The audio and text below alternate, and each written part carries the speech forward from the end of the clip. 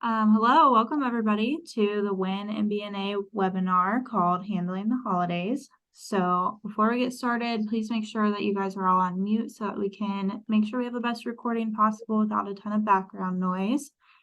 And then if you guys have questions throughout Nancy's presentation, just go ahead and put them in the chat and I'll be monitoring that to try and break into her presentation and get those answered for you guys. But then we'll also have a time at the end where you guys can unmute yourselves and ask questions in person. So yeah, I'll turn it over to Abby Metcalf. She is our WinMBNA chair. Good afternoon. Thank you so much for being here, everybody. The holiday season is not always greeted with happy anticipation. We all know that. You may be facing the reality this season that a loved one is no longer with you to enjoy your celebrations. Perhaps you're feeling that the impact of grief, you're feeling the impact of the grief that you feel with the people that you serve professionally. And we know how that works too. Balancing holiday stress, yours and others, with the ability to perform your job, including the need to set healthy boundaries, can be challenging. Today's webinar is going to explore how we can make it through the season using tools to tackle the toughest of times. I am excited to introduce our speaker, Nancy Weil. I got to know her a little bit this past month. She's wonderful. And Nancy has spent over 20 years working in the funeral services. She began her career in cemeteries in Buffalo, New York, where her job included working with area monument dealers. Following her move to Florida, she did pre-need sales and was community outreach director for the Veterans Funeral Care, a funeral home in Clearwater, Florida. Nancy joined the Order of the Golden Rule as their membership director in 2018. She has certifications as a grief management specialist, grief service provider, and a funeral celebrant and a laughter leader. So without further ado, I'm going to turn it over to Nancy. Thank you, Nancy, and welcome.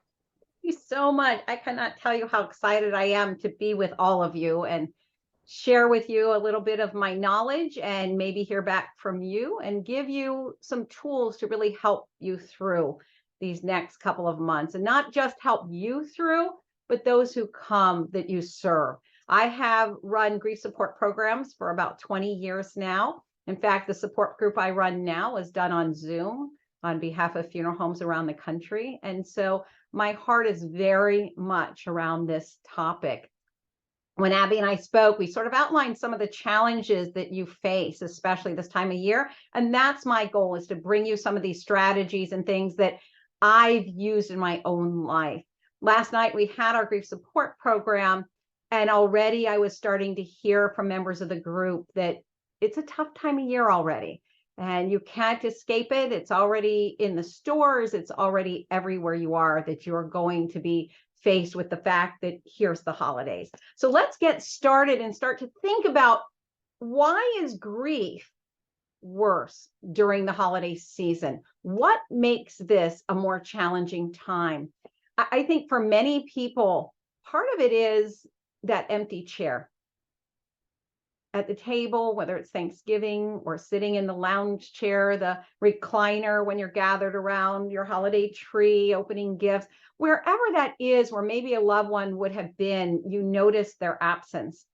One of the things we discussed last night in the group is thinking back, how many family members and friends that have been part of your holiday celebrations over the years are no longer with you.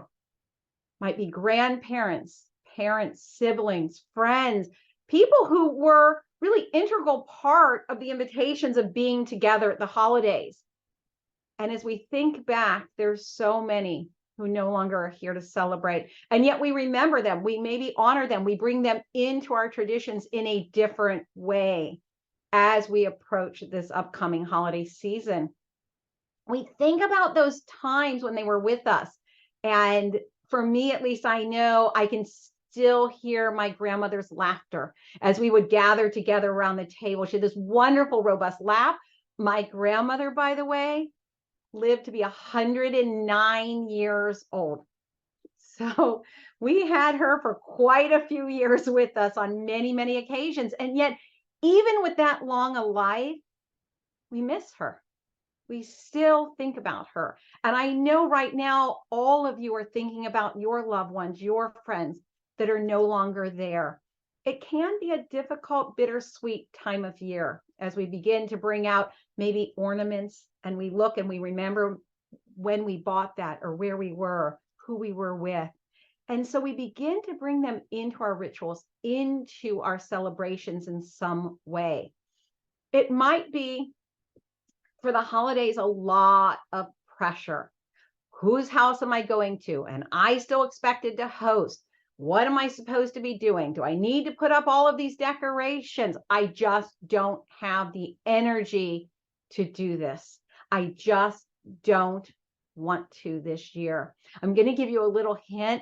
There's no decorating police. Nobody's coming to someone's house and going, why isn't the tree in that corner? How come you haven't hung, the lights outside? Why haven't you put out your menorah? Nobody's looking for those things.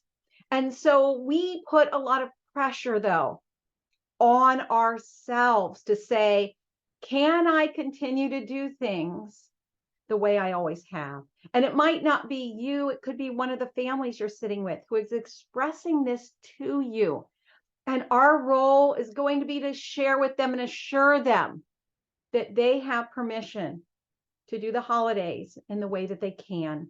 We talk a lot about just communicating that with other family members, maybe their expectations, and letting them know, here's how I feel, here's what's going on, this is what I think I can do, and this is what I think I can't. And so that communication can become really important. And this can be with coworkers. If it's your own loss you celebrate, that you had this year, it could be with just family.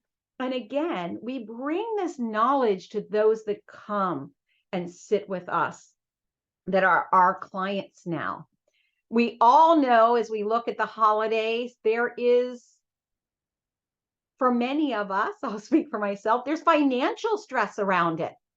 I know I'm already seeing these things out in the stores and thinking, oh my gosh, am I going to have to start thinking already about what am I supposed to buy and who am I going to buy for and what's the exact right gift and is it within my budget? There's a lot of financial stress that comes. Just think about the grocery bill if you're the one hosting Thanksgiving, if you're the one hosting the gathering at the holidays, if you're the one throwing the parties.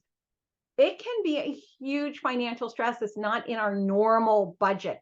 And this can add to actual stress within us. And we're going to discuss this a little bit of what are those strategies? What can we do around that? We really need to begin to be honest with ourselves and with our budget and with those around us.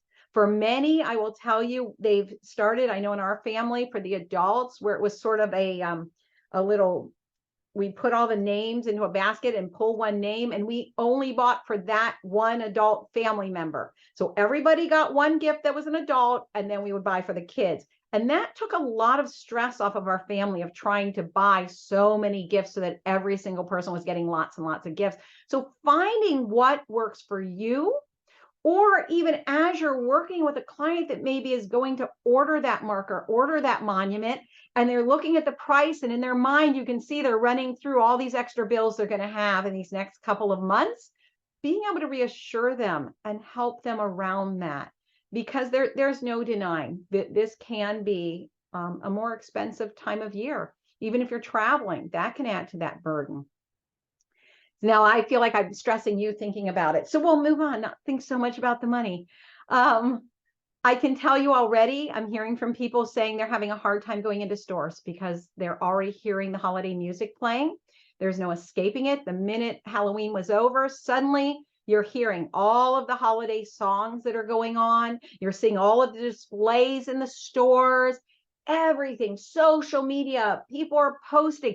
All of these things are starting to come out now, and it'll only continue to ramp up for this next month as we're seeing the holidays presented everywhere we go. There's no escaping it. And what comes with that? The expectation of what?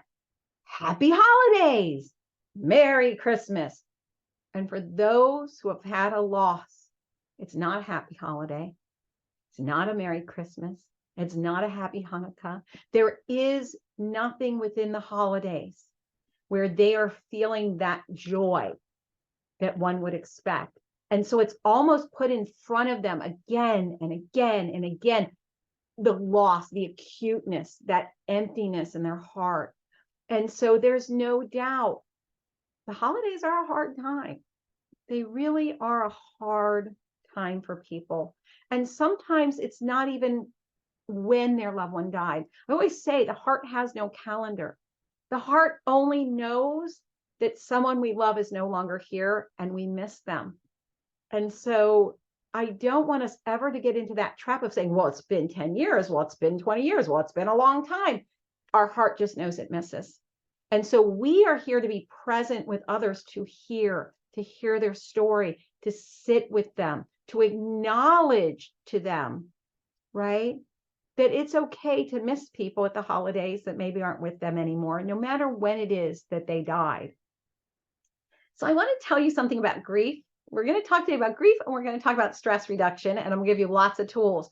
But I'm hoping some of the concepts that I give you that I've developed over the years around grief are going to help you not just at the holidays, but all year round. When you are working with someone who is ordering a monument, you know, it's a very personal experience. They're really trying to capture the essence of someone's life on that granite. And it can really bring forward a lot of things. I can tell you, when I worked at the cemetery, if we knew that a marker or a monument had been placed, I always made sure that we called that family to let them know, because we never wanted them to show up unprepared, not realizing it was going to be there. Everybody here knows what it's like to see that name for the first time. And somehow it's one more moment that makes it real. So I always would make sure, because sometimes they wanted to bring other family or a friend with them for that support. What you do, that memorialization is important. It matters to that family. When my mother died, we designed a monument that I think is the best monument, if I do say so myself, at the cemetery. It has the black granite. It has the laser etching of their engagement photo. My dad picked the photo from when they were in their young early years, because he loved that much more so than the one they took in their 60th wedding anniversary. So it has them in their young, vibrant, looking forward to life photo. And then we put on that monument my dad's motto of how he coped with my mother's illness and once she died. And what he put on there is a lesson to anybody coming into the cemetery of how to handle their grief. And it says very simply this: take a friend to lunch. Right there in the granite, bold, big letters, take a friend to lunch. What does that say? When I get up in the morning, I have a plan. It's not just one more empty day. When I get up, I know something I can look forward to this week, because I'm going to go see somebody and spend time out of the house with somebody that I care about, that I enjoy.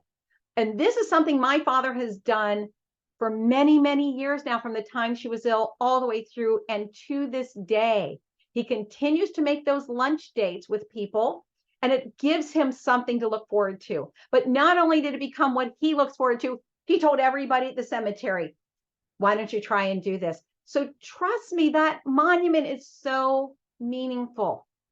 It really does. But as you sit with people, I'm hoping that this information helps you as well.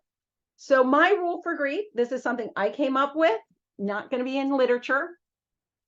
I tell people you can grieve any way you want, as long as it is not harmful or illegal, right? If it's not harmful or illegal, you can grieve. You want to keep their clothes in the closet, you keep them there. You want to get rid of them all, you get rid of them. You want to order a monument or a marker quickly after they die, you do that. You want to wait a little bit, you do that. As long as it is not harmful. What would that look like? Maybe I could call something death by donut. You're diabetic, you just don't care anymore, and you're going to eat all the sugary sweets you want because you're going to just not care, right? That's harmful. We need to look at that. Illegal. Well, there could be ways that maybe you're out there and you're using substances you shouldn't, or you're gambling too much, or you're doing behavior that is risky. So I always keep an ear open for those kinds of things, but most people just want to grieve the way they want to grieve. They don't want to be should on. You should do this. You should do that. We have to be very mindful of the words that come out of our own mouths, because we don't get to should on anybody either, right? You can say, if you're open to this, I have found, and you can share something, right? Or you can ask them questions about why maybe, because I'm sure you're hearing their stories as you're sitting with them. As you're sitting on the phone or you're sitting with them in the office, you're hearing those stories. And so being aware of the words that you're using. If it is your own grief that you're trying to work through, we need to really remember that just because we work in death care, we are not immune. We do not grieve differently. We do not grieve easier. Just because we have the knowledge doesn't give us a pass on it. Our heart hurts as deeply as anyone's. And in fact, it's even more difficult because you're working somewhere where you're around other people maybe who are going through a loss as well. Now, I'm going to tell you right now, there's nothing wrong with shedding a tear with them. There's nothing wrong if they have permission to give them a hug. I used to wear a badge when I was at the funeral home that said, I need a hug. Can I have one of yours?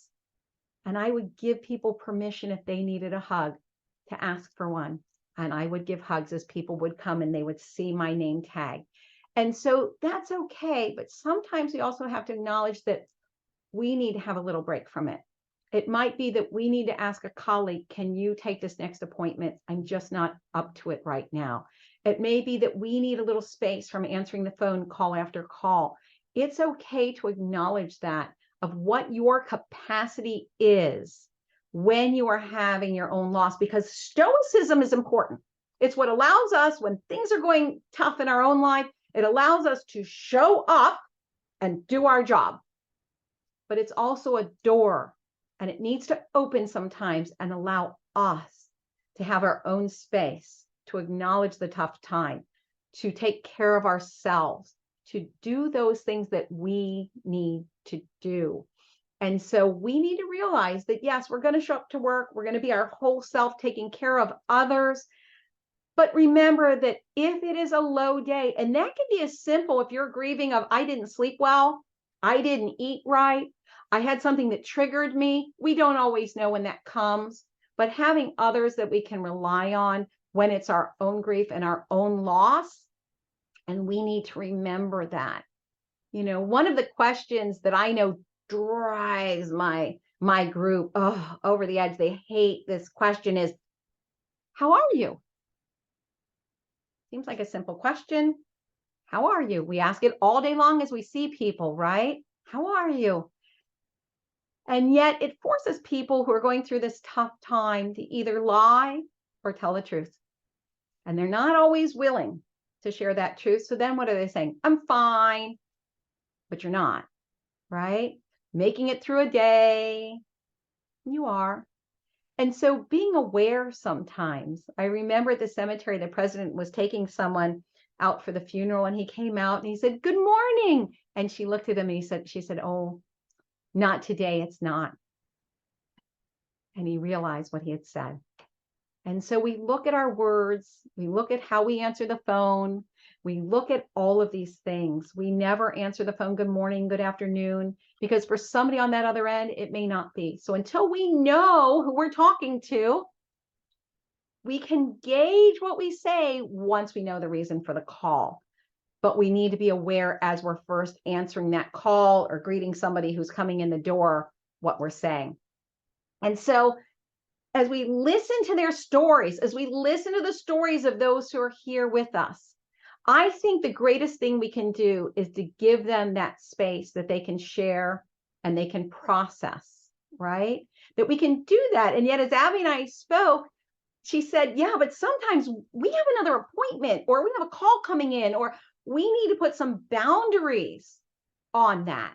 Because I can tell you, there were times I'd spend 45 minutes sitting with that family as they just process what happened before I can even say, at the cemetery, or do you want cremation? Is it going to be a full burial? I can't even get into my role until they process, sometimes for 45 minutes. So I completely understand what that is like.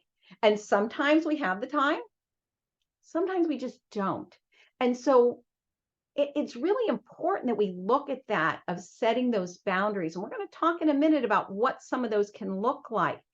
But when we have the time, the greatest gift we can is to truly listen and be present. We're not there to solve anything for them, but we are there to listen. We are there to recognize that what you are creating and designing with them is part of their family heritage. It's part of their family story. And so giving our best, making suggestions, they don't know. I'm going to tell you, I shouldn't even share this in case that monument dealer is part of your group and listens. But when we designed my mother's monument, I told you we had that photo of them from when they were first engaged. And when we saw the proof, it has the two of them looking out into the cemetery instead of looking in towards the center of the stone. So I called the monument dealer and I said, you need to flip the photo. And know what they said? We can't do that. And my dad's like, oh, well, maybe you can put it on the other side then. I went, no, Dad. Flip the photo. We can't do it. I go, listen, I did a lot of monument work. I guarantee you, you have someone on your staff who can flip the photo so they're looking in and not out.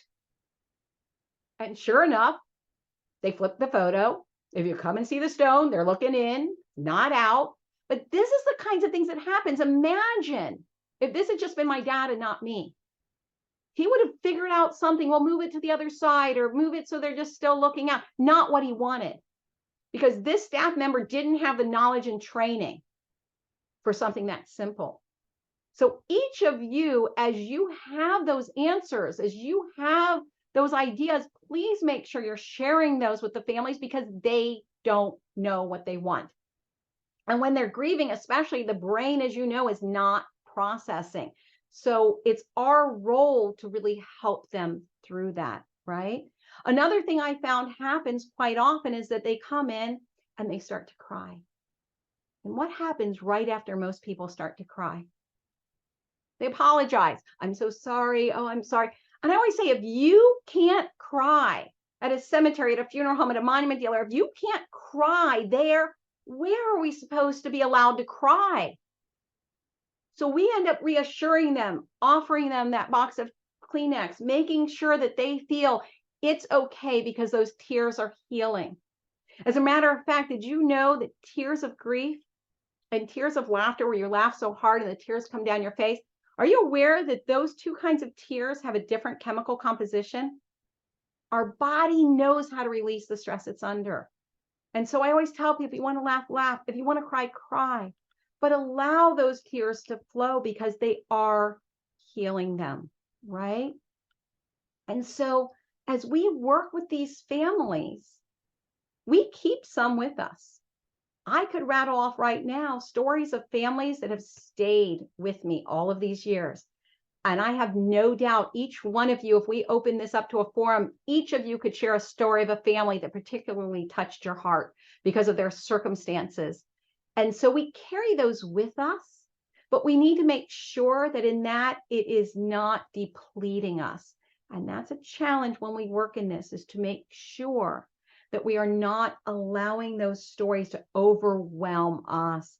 I spoke to a funeral director once, and she said, at the end of the day, if it's been a particularly hard day working with a family, she would go home and spend the night crying on the couch. And I said, you know, you're not helping that family by you giving up your evening crying. We need to have processes and ways that we can take those families, keep them in our heart, but not allow it to debilitate us. And that can be a challenge because this is a caring profession that we are in. We're in it because we really care about the families. And that's also what can make it so hard to set a boundary, a time boundary when we are time sensitive. So there are times when we need to let people know when they set that appointment, I'm going to have about an hour for you and I have another family coming in. Will that be enough? I generally find that I can get your order and we can talk about everything within that time. I just want to make sure you're comfortable with that. Now, when you start to wrap it up, and by the way, you might not have that other appointment, but that's okay. You're setting that boundary and expectation with them so you don't have them feeling rushed. They know that you told them you had an hour to give them. They agreed to that hour. And now if you're getting towards that end of it, it's okay to say, we may need to finish up again on another day because I do have this other appointment. I hope you understand. And because they'd already agreed to it, they're more aware of the time and they're generally watching that, right? And so setting that can be really helpful. Another thing that we want to think about when we're looking at these boundaries are not just time. Boundaries are stories, right? Boundaries are, when do we share our stories and when do we listen to theirs, right? And so I have found, and I've made a lot of phone calls to funeral homes all over this country. I have, worked in this a long time, sitting with families. What I have found is there are times that it is appropriate for you to share a little bit of your story in order to make that connection with someone.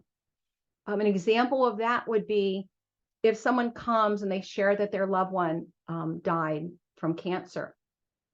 I don't think there's anything wrong if you've had a loved one die from that as well, for you to commiserate from your truth, to say, I went through that as well with my mother. It was really difficult. How are you doing with it? Because I know how it, sat with our family as we sat with her through her journey of cancer. And I think sometimes that connects us and makes that emotional connection with the person.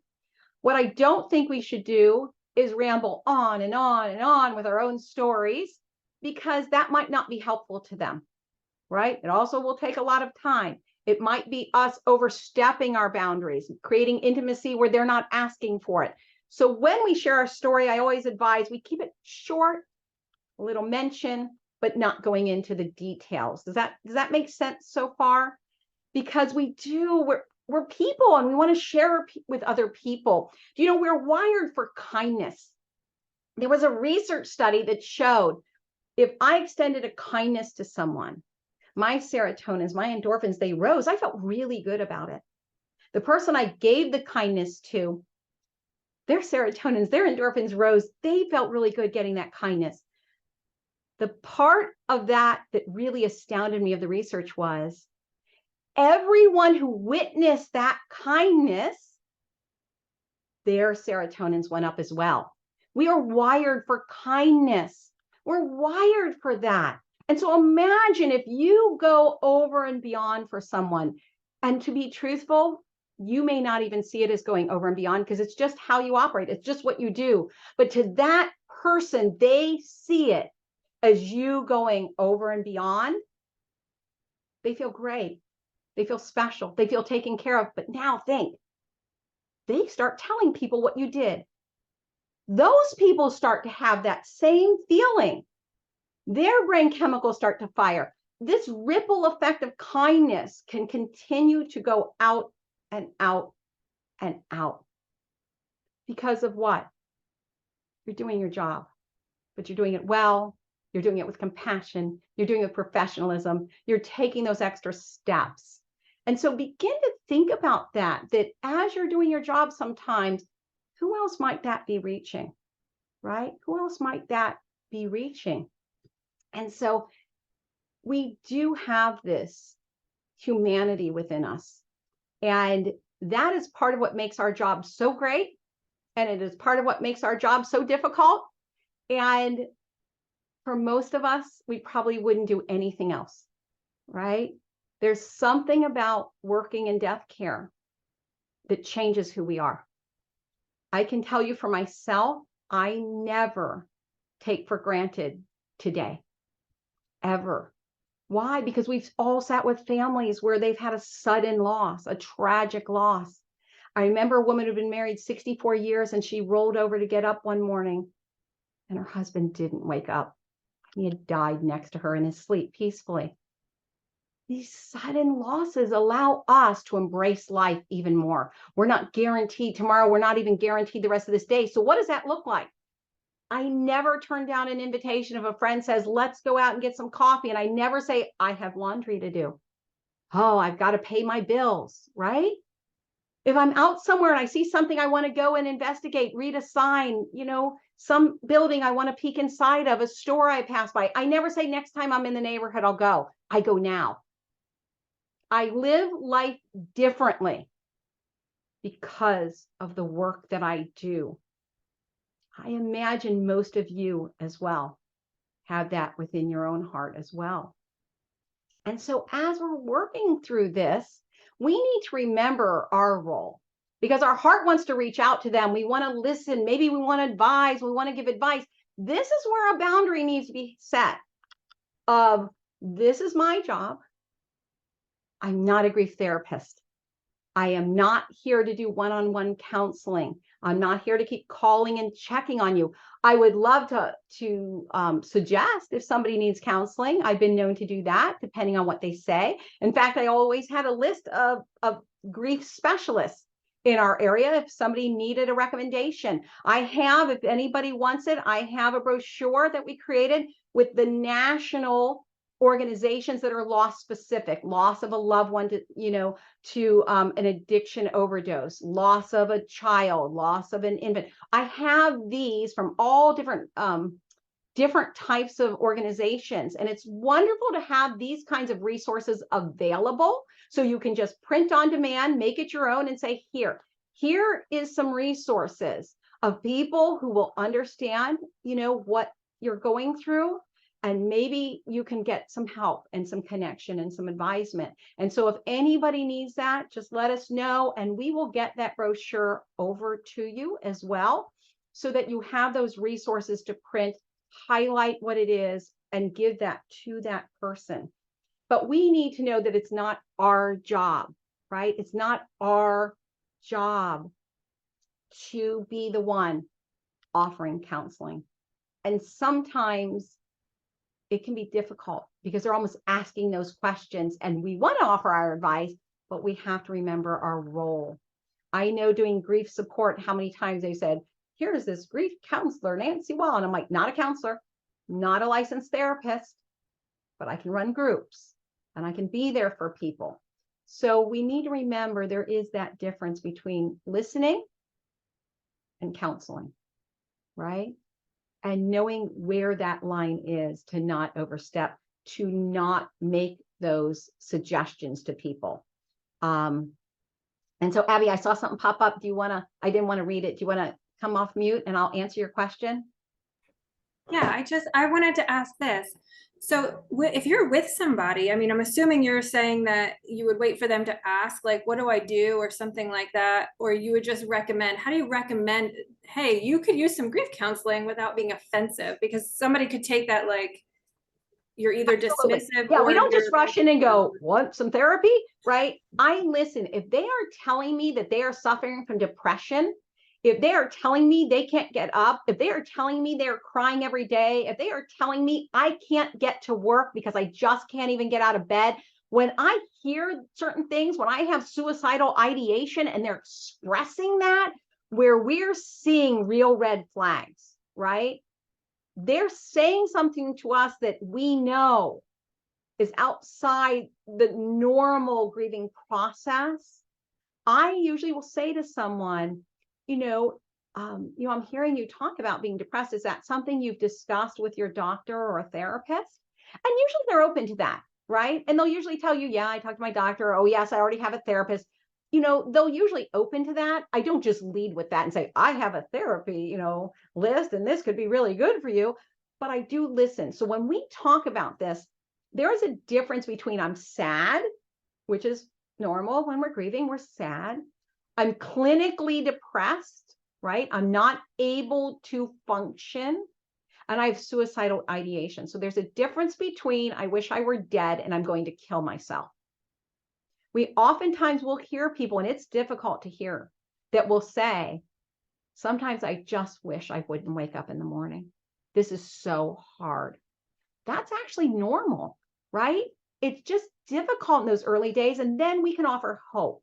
We can provide hope and say, it won't always feel that way, right? And then we can also offer, have you talked to anybody about this, right? We can bring that in. But if we're hearing someone saying in some way that they're having a plan and that they are seriously contemplating suicide. And I'm going to tell you right now, in all my years, I've only had it twice. Not as common, really not as common. But if for some reason someone opens up, that's where maybe we're going to want some intervention. Talk to other family members on their behalf, talk to them. You know, sometimes we have to look right at them and say, are you thinking about taking your own life? Like sometimes we just have to ask to be sure. But it's very unusual in my experience that people get to that point, right? So I think we just need to listen to what are they saying to us and be prepared, because most of the time when I've asked someone that, when I've heard some red flag triggers, and I'll say, have you spoken to your doctor, or are you seeing a therapist or anybody that you can talk about these feelings with?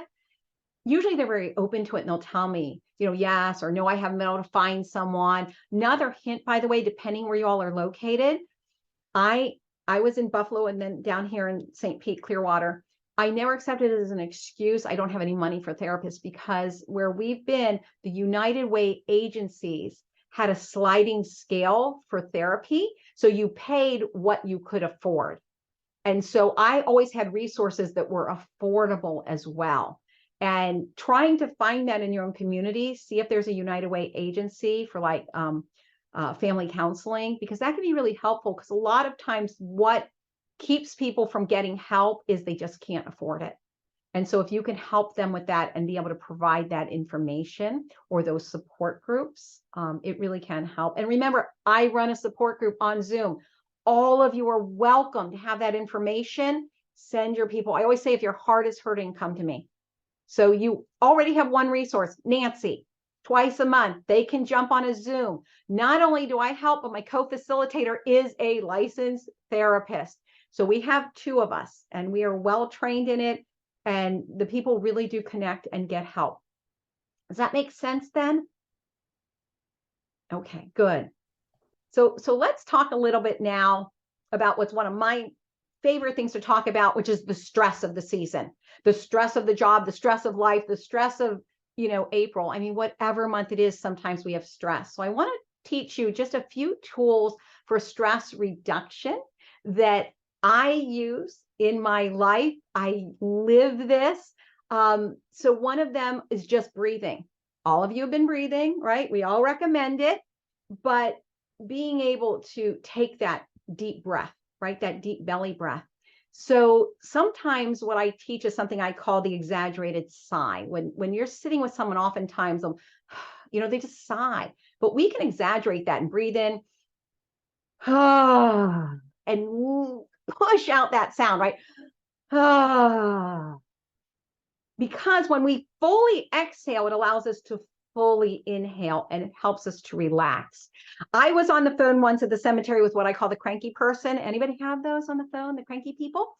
And I hung up and I just had to step away from my desk a second. I went, and my coworker went, tough call. I was like, oh, I didn't realize I did it out loud in front of everybody, right? But it works. And it helped me to release that of the cranky people we have to deal with sometimes. Another one, I do yoga, and I love the alternate nostril breathing. This is a breath that will probably calm me down faster than anything else that I use. And what you do is you close one nostril and you breathe in and out. And then you close the other nostril. Don't close them both. Then you go back to this one again. And then the original one. And that's one cycle. When you do this 4 or 5 times, you'll find your brain gets oxygenated and you will feel yourself calm down. It's really amazing how fast this can work. Another way some people do it is they breathe in one side and then they breathe out the other. And then they breathe in that side and they breathe out the other. Now, don't do my son one time was in college and he was really stressed with exams and he called me and said, Mom, that didn't work. I got really lightheaded. I said, how much did you do? He goes, like 20. Don't do that many.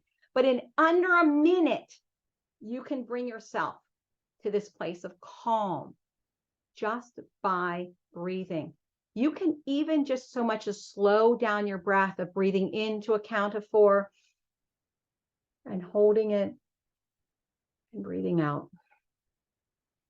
I used to have on my computer monitor a little sticker tape, and it said, just breathe. And I would look at that and I'd take a moment and pause, and I would take in that breath and breathe deeply and relax and release. Another technique that I absolutely adore, this was developed by an organization called Opus Peace, and it was 5 hospice nurses. They were working at the Bay Pines here, the VA hospital, and realizing that combat veterans were dying differently than other veterans. And it's because they could no longer hold those memories back, and they would get agitated. And they developed something called anchoring the heart. We can use this for ourselves or others whenever we find ourselves getting agitated or anxious or stressed. It's a very simple technique. So what you do is you put your hands over your heart, put them firmly there, firmly so you can feel it, and just close your eyes and breathe into that space. And you can feel that pressure. It's almost like those weighted blankets. It calms you down. And you don't have to do it long, but it will calm you.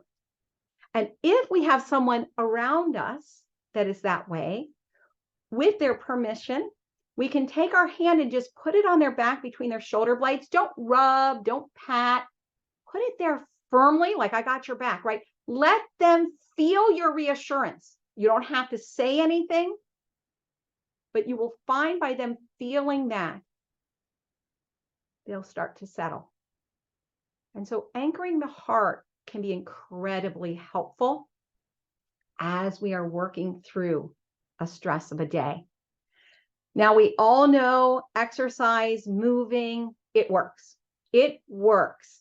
So when we are stressed or feeling overwhelmed, I just told you I had that cranky customer. What did I do? Stood up and walked away from my desk. I got up and walked. So we can use this to just take a walk outside around the building. We can just walk around inside the building. Do not this time of year take the walk like I used to the area in the break room where all the holiday cookies were. That was always dangerous for me. But just walking or exercising in some way does help us to reduce our stress. As I told you, I do yoga, and I find that incredibly helpful. And I do a lot of these just from YouTube. In my own home, I do yoga with Adrian. I have Zeus Fitness where I do my hand weights, and I do a workout at home as well as sometimes going to the gym. So having that ability to take that walk, to exercise in some way, does reduce stress. And it doesn't have to be long. Sometimes just 10 or 15-minute walk can be enough to really help us to feel better. Now, I will tell you, I used to live in Buffalo, as you know, and I'm a big walker. I've done marathons and half marathons walking. But I used to, one winter, I did mall walking, and I did not realize how expensive that is because I don't usually go to the mall. I don't like shopping. But when you're at the mall walking and you're like, oh, look, they're having a sale, and suddenly you're back in with your wallet. So just, you've been warned. If you're going to walk this winter, you're warned. It got very expensive for me that winter. So thinking about how can we exercise and move our body every day. We talked a little bit about therapy and why that works. Talking it out, whether it's to a coworker, a therapist, a family member, our pet, can help us to reduce stress. It can be very helpful. Now, here are my rules, though. You need to make sure if you're going to talk it out, it's not gossiping, it's not backbiting, it's not the mean girl stuff, right? It's just sort of expressing. But what I learned is if I'm going to talk it out with somebody that's just a friend or a family member, I need to set my expectation with them. So the way I do this is I say, listen, I have to share something, and I then will say, I just need to hear myself think. Can you just listen a second? Then they know I'm not looking for advice. Because what you don't want is if you're not looking for advice and you just want to hear yourself think, you don't want somebody keep interrupting. Well, have you thought about this? Have you thought about that? Like, that's not what I'm looking for. Or I need to share with you something. Can you give me your view on this? Right? I'm looking for advice. Tell them. I've been known to say, call my best friend and say, look, I just need you to tell me I'm right. And she goes, you're right. Now, do I need to hear what it's about? And sometimes I go, yes. Sometimes I say, no. And if I share with her what it's about, she goes, you're right. Now, do you want to know what I really think? Sometimes I say yes. Sometimes I say no. But we know by journaling and writing it out or talking it out, it helps us to release. Remember how I talked about those families you tend to take home with you in your heart? Sometimes that debriefing of those difficult families and debriefing amongst your coworkers, or even within this group of other people who understand what you go through in the day, can be incredibly helpful, because generally when we bring that home, they don't understand. So being able to have a safe place to share and debrief can help us to not feel that burden of that family of having to take that home, right? Another thing is create your environment. There is nothing worse for most people than coming in first thing in the morning and their desk is covered and piled high and disorganized and things everywhere. Before you've even sat down, you're in stress. So the last thing is to organize your workspace, maybe organize your to-do list, whatever your process is, so that you can leave for that day. And when you come back in the next day, you're not feeling so overwhelmed and stressed. You know what you need to do. You have sitting out already what you need. And so being able to have that environment, having fresh flowers on your desk, having maybe a little fountain nearby, maybe lighting a candle or having an electric flicker candle just to give ambient lighting. In some way, creating your environment to be almost like a spa environment, the music you're playing. Because why? It tells the brain, calm down, calm down. So being able to create your environment can be really helpful. The final one I want to talk about is my favorite, if you can't tell, and that's laughter and play. And I'm going to share with you something I'm going to suggest that you do, but I'm going to show you, I actually pulled this. This is usually kept right behind me, is my Slinky. Y'all starting to sing in your head if you're of a certain age, the Slinky song right now. Slinkies, right? I keep toys everywhere I am. I used to keep them in my desk drawer. I had them, on my desk. I have them behind me so that when I need a little laughter break or I need to play because I'm feeling stressed, I have them nearby. I keep a kazoo. I keep little wind up marching band, right? And little wind up toys. I keep these things near me because when we laugh and play, we reduce our stress. We can take a little laughter break just by going on. And I used to do this at the cemetery and at the funeral home when families were not nearby and they wouldn't hear. I would actually go onto YouTube and look up babies laughing, or I would look up a blooper reel of one of my favorite sitcoms and watch them messing up and how much funnier that was, or the improv comedians, whose line is it anyway? I would watch about 3-minute clip that would get me to laugh. And then I found I could go back to work again. That's all I needed, was a few minutes of a laughter break. And it allowed me to go back to what I needed to do. One of the things I love is keeping bubbles near you. In your drawer, right? We talked about breathing. Breathe, but make it fun. I'm not kidding when I tell you, I always have had bubbles next to me in my drawer, no matter where I have worked. Because when I needed that break, when I got off that phone with the cranky customer, when I had something that overwhelmed me, and I knew I needed a little break, and I needed to breathe, and I needed to play, and I needed a break, it worked every time. These are the tools that we can keep with us, that we can be mindful of, because if we don't have them near us, then we don't have that plan. So I want to just share with you one more thing. Full warning, this is homework. I'm challenging you, and within your group, I hope you all challenge each other to ask each other as a way to report back what I'm about to suggest you do. And that is something about the inner child. So I could do the full program on the inner child and the inner child in grief, but I'm just going to bring you one aspect. So within us is this child, and we grew this big adult around it. and we're very serious about life, right? I had a teacher who said people who are too serious tend to end up in serious condition, and people who are too critical tend to end up in critical condition. So I know that's not where I want to land. So I began to realize I needed to play more. And yes, I have a company called the Laugh Academy. My whole world is around laughter and play, but I get caught up in chores and work just like everybody. So I began to challenge myself to do an inner child outing every week. What does that look like? Once a week, I did something that would delight my inner child. So what could that be? One time we had a floor picnic and we had dinner on the floor. I took a blanket, I threw it on the living room floor, and we ate on the floor inside. It could be that you go to Chuck E. Cheese and play the games, right? It could be that you have family game night and you just laugh and play games. Whatever it is that maybe you would have done when you were a child or that you would enjoy now, that's very carefree and childlike, every week, find a way, and it could be just 20 minutes, could be 10, but do some kind of inner child outing. And I can tell you, making the pledge that once a week I'm going to do this.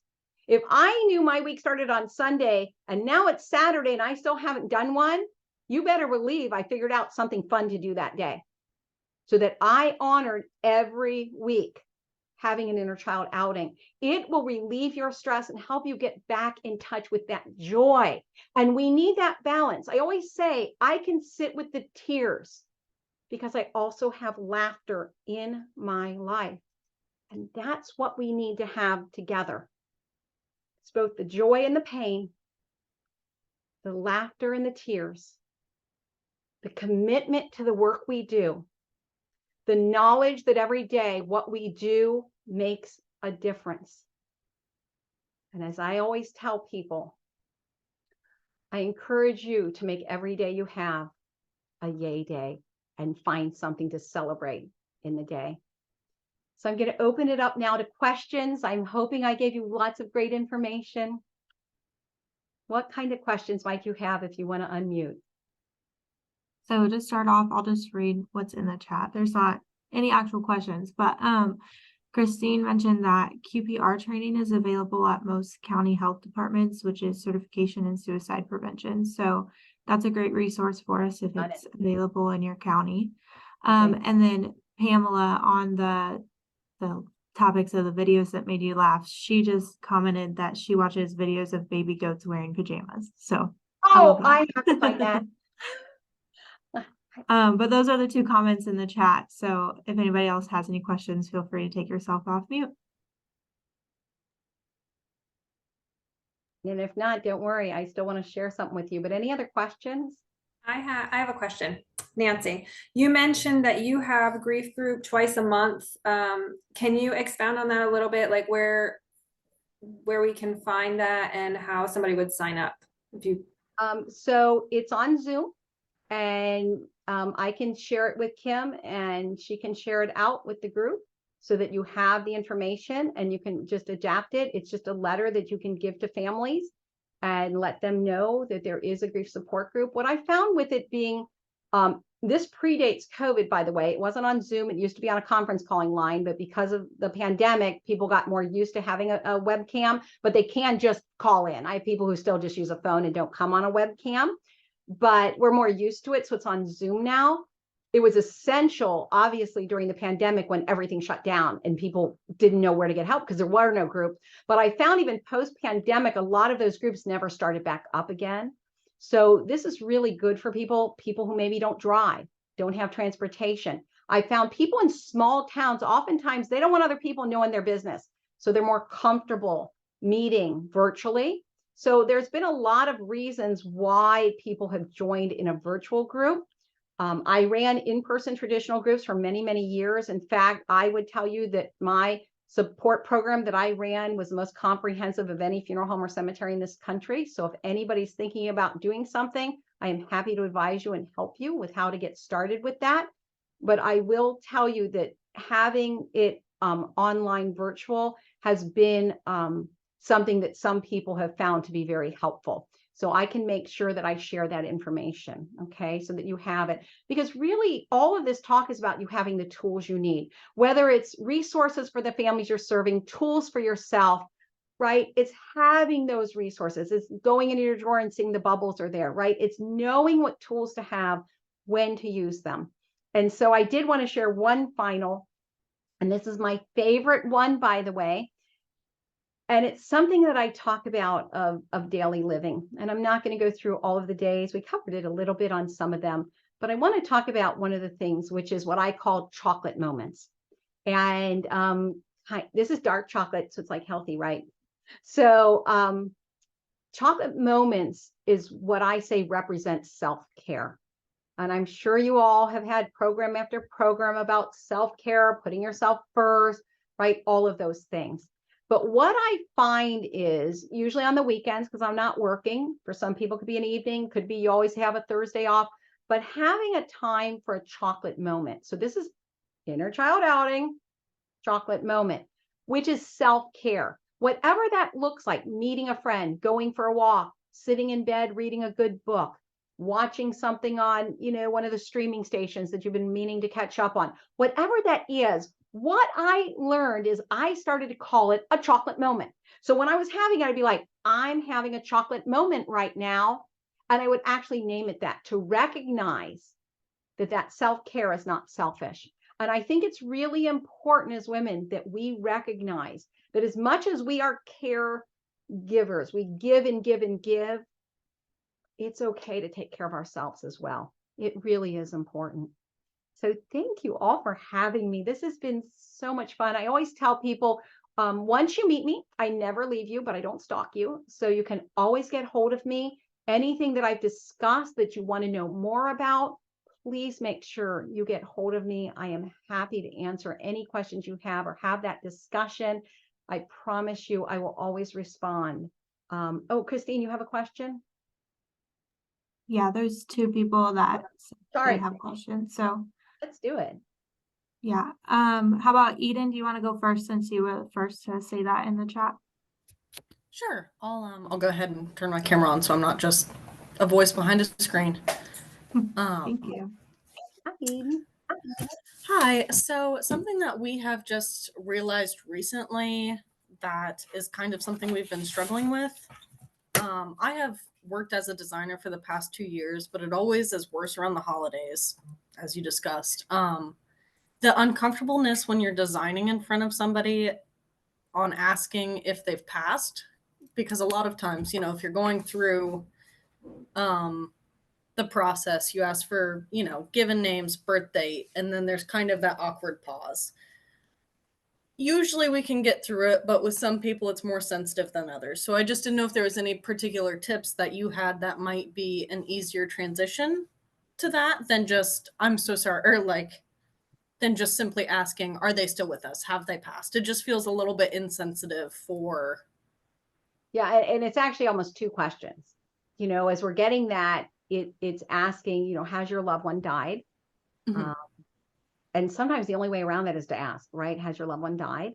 I can tell you every time, if you call a funeral home and ask a question, they'll say, has your loved one died? They'll ask, right? The other part of it is, though, when you're designing it is, do you want your name on it now, or would you prefer, to have it added later, and then having to explain what the difference is, right? And for some people, they find great comfort in going and seeing their name there. For some people, it weirds them out and they're like, nope, I do not want to see my name there. My dad chose to have his name there because he thought, well, then it's all taken care of at once. And all you need to do is add that, last 4 of the year he dies. To this day still, when we go, he'll say to me, it's so weird seeing my name on there. He did not realize, even though he thought it was a great idea and he's glad he did it, emotionally, it's a little uncomfortable for him to see his name there, as in, you'll be here someday, right? And he's 92, but remember, his mom lived 109, so we could be visiting there for a while.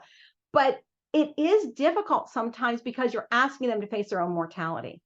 And so by giving them the information of what does it mean to have your name on there now versus later can be helpful. And then they can make the decision that's best for them.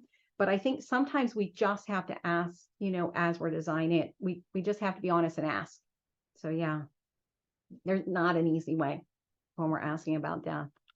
Yeah. I appreciate that. Thank you. I just didn't know. I know that it's always an uncomfortable thing, but just wanted to see if anybody had any insight. Mm-hmm. Yeah. And then who else had a question? Was it Cynthia? Yeah, Christine. Christine? Hi there. Yeah, so I was thinking about during the sales process also that oftentimes we've had families who really hold on to the actual process as a way of holding on to that person. And so the extension of the design process, or even before that, wanting to come in 2 or 3 times and just not really making any decisions. And of course, we know our craft, we know designing, we know how to help people through, but there are people that just hold on. They never want to give that final approval to move on. This is the last thing I'm doing for them, and so forth. Just wonder, from a grief aspect, is there something specific that we can say or do to help them cross that line? Yeah. I mean, sometimes we have to be honest, right? I've noticed you come back a few times. Tell me how you're feeling about this, right? Be honest and ask them. If they're saying this is the last thing I'm going to do for them, you can respond and go, no, it's not, right? No, you can go plant a tree, plant a rose bush, say their name, make their favorite recipe. There's so many ways you're going to continue to do things for them. You can remind them that there is a peacefulness oftentimes you've found when people go to the grave, when it's unmarked versus marked, that they find when it's finally marked, it actually can be very helpful for them to see that. And so reminding them that as much as this can be difficult, it can also be very healing. They can even do a little ceremony around it when the marker is finally placed, that they can bring family out there and have a little celebration or a memorial or say a prayer or whatever their process is. So bringing it into that entire process can be helpful, but you are correct. Sometimes you have to also realize that sometimes it's just function that their brain isn't working fully. They're still in survival reptilian brain sometimes, and they cannot make a decision. So now we're asking them to make a decision that's going to last for what? Forever. There's no erase, there's no redo, and their brain can't do it. So it's also okay to say, do we need to pause this for a little bit? Do you want to come back in a couple weeks? Do you want to share it with your family? All those different strategies that we can use. Because we need to recognize sometimes when they're saying, I just don't know what to do, they mean it. Their brain isn't there capable yet, depending when their loved one died. And so acknowledging that sometimes, or bringing other family members into it, like we did with my dad, where I was part of it as well, can also help sometimes to bring that process around. But sometimes just reminding them, that it can be helpful to go to a grave that's marked. And remind them of that process, that right now you're still trying to plan it, but imagine when you go there and you see their name there and you know where you're going. I know someone in my group right now who lost a child, and she has a monument and takes enormous amount of pride and comfort in going there and decorating the monument for every season. She loves doing that. And so that's her process. She loves to be able to go to the grave, and cemetery allows it, the cemetery rules, but she goes and decorates the grave, and then she takes a picture and shares it with us on our Facebook group page for the grief group. But it brings her comfort. And so imagine that sometimes you can even suggest that once it's there, they have a there to go to decorate and to honor and to remember. So does that make sense to be able to do that? Yeah. And I see little comments pop up, but I just saw half of it and it disappears, about that reiterating the heart has no calendar, and it's not a matter of time, right? Time does not heal all wounds. Time is merely time. It's what do we do with the time? Or sometimes there's just a trigger that comes back and it brings those things back. So yeah. Any other comments or questions? Yeah, thank you guys for your comments and questions. I think Abby has something about CM credits, and then we can wrap up. Yeah. Well, yeah, I just want to say thank you so much, Nancy, for leading us today in this talk. This webinar does count for 1 hour of CM credit. So if you're working towards that, or you think you might want to work towards that, this does count. You can learn more about the Certified Memorialist Program at monumentbuilders.org.